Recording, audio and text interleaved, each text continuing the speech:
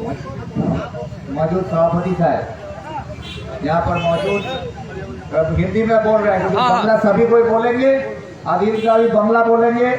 आप लोगों से मोहित सेन गुप्ता हमारे सभापति साहब भी बांग्ला बोले, बाकी लोग इसलिए हम हिंदी बोल रहे हैं। ठीक है, ठीक है। मौजूद सभापति साहब, हमारे प्रदेश के सभापति जनाब अधीर रंजन चौधरी साहब, हमारी एक्स MP साहब दीपा दास मुंशी जी, जो कि यहाँ थे, वो कुछ कॉन्फ्रेंस की वजह से उनको जाना पड़ा, वक्त नहीं दे पाए। यहाँ पर हमारे युवा कांग्रेस के स्टेट के नेता अजहर मलिक साहब यहाँ मौजूद हैं। इन सब के साथ और भी हमारे जो लीडर्स यहाँ मौजूद हैं। हमारे सबको मेरा इनकलाबी सलाम नमस्कार के साथ आप सबका शुक्रिया अदा करते हुए यही कहना चाहेंगे कि ये जो भारत जोड़ो यात्रा, जो कि राहुल गांधी की लीडरशिप में कन्याकुमारी से कश्मीर तक का सफर 3,570 किलोमीटर का ये सफर वो तय कर रहे हैं, और एक ही नारा है, भारत जोड़ो। भारत जोड़ो का मतलब क्या है? भारत को जोड़ने की बात कर रहे हैं। भारत को जोड़ने का मकसद है कि भारत के हर श्रेणी के लोगों को जोड़ा जाए, हर धर्म के लोगों को जोड़ा जाए। गरीब, किसान, मजदूर को जोड़ने की बात कर रहे हैं, नौजवानों को, बेरोजगारों को जोड़ने की बात कर रहे हैं, महिलाओं को, पुरुष को जोड़ने की बात कर रहे हैं, व्यापारियों को और किसानों को जोड़ने की बात की जा रही है। क्यों? कि आज हमारे देश में जो सरकार है वो फिरका परस्त ताकत बीजेपी नरेंद्र मोदी की लीडरशिप में जो सरकार चल रही है, ये सरकार तरक्की के नाम पर सिर्फ हमको मंदिर और मस्जिद, हिंदू और मुसलमान के नाम पर लड़ा रही है।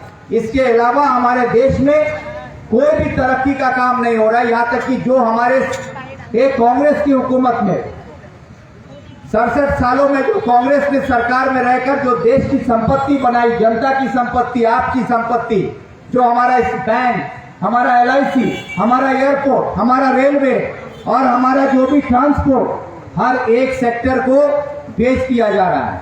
आज धीरे धीरे नरेंद्र मोदी की सरकार हर एक चीज को बेचती जा रही है, और बेचने के बाद उन्हीं को तरक्की में गिनाया जा रहा है। तरक्की किनका हो रहा है? जिन लोगों के हाथ में ये सेक्टर बेचा जा रहा है। पूंजीवादी, अदानी, अंबानी जैसे लोग आज हमारे देश के जनता का संपत्ति खरीद ले रहे हैं, और मोदी उनको बेचकर उनको बड़ा बनाने में लगा। अमीर और अमीर हो रहा है, गरीब और गरीब होता जा रहा है। आज ऐसा कोई भी व्यापारी नहीं है, चाहे वो दलकोला का व्यापारी हो, चाहे हिंदुस्तान के किसी भी शहर का व्यापारी हो, आज को GST की मार से नहीं रोका हो। आज GST की वजह से हमारे देश में तकरीबन छोटे व्यापारी जो थे, उनके दुकानों में ताला लग गया। छोटे छोटे व्यापारियों का देखा गया, तकरीबन हमारे देश में जो स्मॉल सेक्टर के व्यापारी थे, तकरीबन 2.5 करोड़ व्यापारियों का दुकान बंद हो चुका है। आज रोजगार खत्म होते जा रहा है और बेरोजगारी को बढ़ावा दिया जा रहा है। और हमें क्या दिया जा रहा है? हिंदू और मुसलमान, NRC का डर, मंदिर और मस्जिद, इसके नाम पर हमको लड़ाया जा रहा है, हमको उलझाया जा रहा है, ताकि हम धर्म के नाम पर मंदिर और मस्जिद में उलझे रहे, हम धर्म के नाम पर हिंदू और मुसलमान में उलझे रहे, भाषा के नाम पर हमको लड़ाया जा रहा है, और हम लड़ते रहें और हमारा देश बेचा जा रहा है। हम दिखते हुए हम कुछ नहीं कर सकते। इससे लड़ने के लिए आज अर्थव्यवस्था को सुधारने के लिए राहुल गांधी ने जो भारत जोड़ो का नारा दिया है, उस भारत जोड़ने की लड़ाई में हमारे देश की अर्थव्यवस्था को सुधारने की बात की जा रही है, गरीबों को उसका हक दिलाने की बात की जा रही है। आज जल, जंगल, जमीन को बचाने की बात की जा रही है। पूंजीवादियों के हाथ से अर्थव्यवस्था को छीनकर आप गरीबों में बांटने की बात की जा रही है।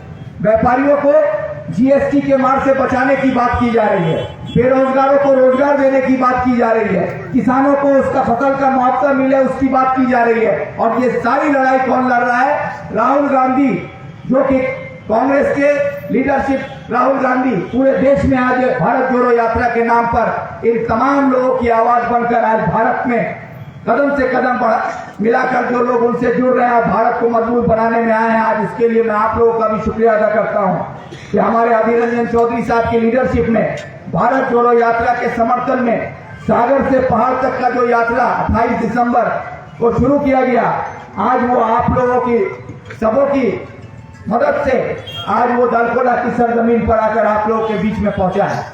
हजारों किलोमीटर चलते हुए अधीर रंजन चौधरी साहब आप लोगों के लिए भारत जोड़ो के यात्रा को सफल बनाने के लिए, गरीब किसान मजदूर को जोड़ने के लिए कांग्रेस की आवाज को बुलंद करते हुए आज एक तरफ बीजेपी और एक तरफ तृणमूल के खिलाफ बंगाल में और हिंदुस्तान में बीजेपी के खिलाफ जो ये मुहिम छेड़ी गई है, इस मुहिम में आप सब तमाम लोगों को जुड़ने की दावत हम लोग देते हैं। ये लड़ाई किसी एक पार्टी की नहीं है, ये लड़ाई है देश की, और देश के हम सब नागरिक हैं।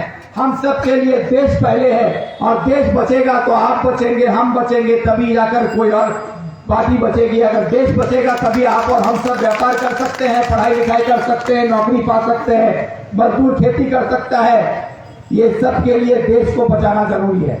इसलिए देश को बचाने की लड़ाई में मैं आप सब से अपील करता हूं कि आप लोगों को ये सोचने की जरूरत नहीं है। यहाँ पर कुछ तृणमूल के लोग हैं, मैं जानता हूं, जो दालखोला में आकर यहाँ से हमारे जाने के बाद ये कहेंगे कि चंद लोगों को लेकर एक जुलूस निकालने से क्या होगा, यहाँ तो दीदी का हुकूमत है, थाना पुलिस हमारा है, तुम क्या करोगे। तो उसको ये बता दीजिएगा कि हम लोग कांग्रेस के साथ वो पार्टी है जिसने देश की आजादी में अंग्रेजों से लड़ाई की थी। जब हम अंग्रेज को खदेड़ सकते हैं तो ये मुट्ठी में टीएमसी के नेता और दलालों को खदेड़ना कोई बड़ी बात नहीं है। सिर्फ आवाम को एक होने की जरूरत है, गरीब किसान मजदूर को एक होने की जरूरत है, व्यापारियों और पढ़े लिखे नौजवानों को एक होने की जरूरत है, मजदूर किसान एक होने की जरूरत है, माँ बहनों को एक होने की जरूरत है, और उसी की दावत हम देते हैं आपको।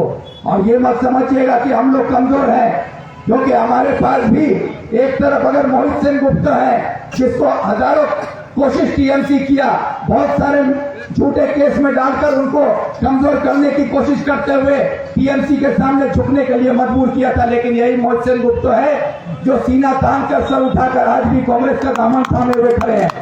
और इसी तरह हम लोगों ने देखा है कि हमारे प्रदेश कांग्रेस के अध्यक्ष जनाब अधीर रंजन चौधरी साहब को भी किस तरह से दिल्ली से पुलिस को देकर पकड़ के लाया गया था, उनको जेल बंदी किया गया था मुर्शिदाबाद में एक झूठे केस में डालकर। उनको 41 दिन जेल में बंद करके ये सोचा कि शेर को पिंजरे में बंद कर दिया गया है, लेकिन ये भूल गया कि शेर चाहे पिंजरे में हो चाहे बाहर, वो ठाड़ना नहीं भूलता। और आज ये साबित हो रहा है कि अधीर रंजन चौधरी एक मजबूत नेता, जो कि सिर्फ बंगाल में नहीं बल्कि पूरे हिंदुस्तान का अपोजिशन लीडर है। आज जो बीजेपी के साथी हैं वो भी जान लें कि जहां नरेंद्र मोदी सिर्फ 31% हिंदुस्तान के लोगों का समर्थन लेकर देश का प्रधानमंत्री बना है, वहीं पर आज हमारे जो अपोजिशन लीडर अधीर रंजन चौधरी हैं, उनके पास 69% वोट है, यानी कि मोदी से ज्यादा समर्थन अधीर के पास है। तमाम देश के विरोधियों का समर्थन हमारे नेता अधीर रंजन चौधरी के पास है। तो हम लोग कमजोर नहीं है। इसलिए जो ये सोचते हैं कि अगर कांग्रेस कमजोर है, तो मैं उनको बता देना चाहता हूं कि ये तो सिर्फ आगाज है, अंजाम तक पहुंचना भी हमें बाकी है। आगाज हम कर चुके हैं इस यात्रा के जरिए। इससे तमाम दलकोला के लोगों को मैं कहना चाहता हूं, जो लोग कांग्रेस का दामन थामना चाहते हैं और ये सोचकर चुपचाप बैठे हुए हैं कि यहाँ तृणमूल की हुकूमत है, यहाँ पर तृणमूल का एमएलए है और तृणमूल का एमएलए से डरकर बैठने की जरूरत है, तो आपको मैं बता देना चाहता हूँ कि किसी से डरने की जरूरत नहीं है। अगर आपको लड़ने के लिए सिपाही चाहिए, कांग्रेस के सिपाही तैयार है। आपको नेता चाहिए, नेता तैयार है, और मैं आपके पास में हूँ। या एक आवाज दीजिएगा तो किसी भी लड़ाई में चकलिया और दालकोला दूर नहीं है। चकलिया में विक्टर है तो समझ लीजिए दालकोला में भी विक्टर है। कभी भी आवाज दीजिए, दालकोला के लिए विक्टर तैयार रहेगा। ये कहकर मैं आप सबका शुक्रिया अदा करते हुए एक ही बात कहूंगा कि घबराने की जरूरत हमें नहीं है। सितमगर जो तृणमूल के लोग धमकी देते हैं, डराते हैं, मैं उनके लिए कहना चाहता हूँ, सितमगर आओ आज हुनर आजमाए, सितमगर आओ आज हुनर आजमाए, तुम गोली आजमाओ हम जिगर आजमाए। यही कहकर मैं अपनी बात खत्म करता हूँ। जय हिंद।